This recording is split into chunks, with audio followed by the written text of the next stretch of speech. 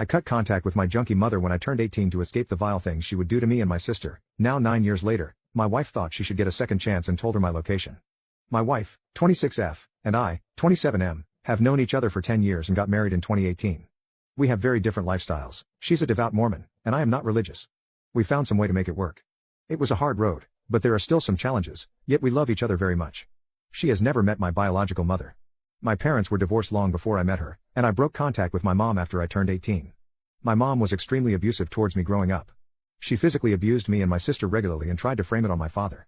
She was able to manipulate a doctor to give me multiple medications growing up, and then she'd steal the meds. Her dirtbag boyfriend also tried to be abusive to me too. I cut my losses and severed all contact with my mother and her family, and so did my sister.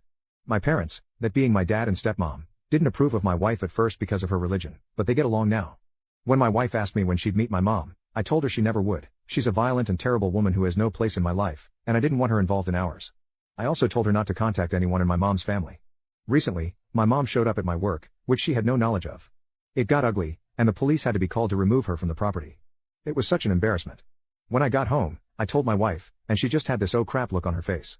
I asked what that was about, and she confessed she had reached out to my mom and told her where I worked because my mom wanted to make amends. My wife believes that everyone deserves forgiveness and doesn't think anything could be unforgivable.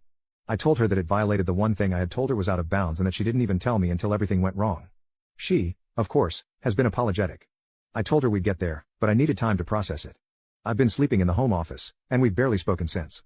We are supposed to travel to her parents for Thanksgiving, but I'm really considering staying home with the dogs so I can sort myself out.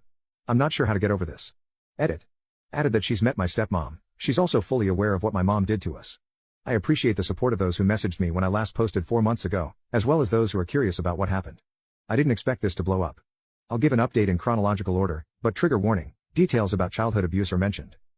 To get this out of the way, my mom was served with a restraining order. She can't go on my work property, and I suffered no issues at work because of what happened. Leading up to Thanksgiving, my wife and I sat down to talk. I said I wasn't going to her parents for the holiday, and I think it would be best if we had some time apart. She was upset and scared because she has bad anxiety when she travels far alone, so her sister agreed to travel with her.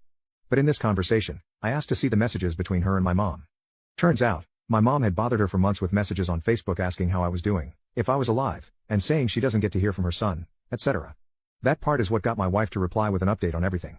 She mentioned what happened at my work and named the place, of which there's only one location in our city.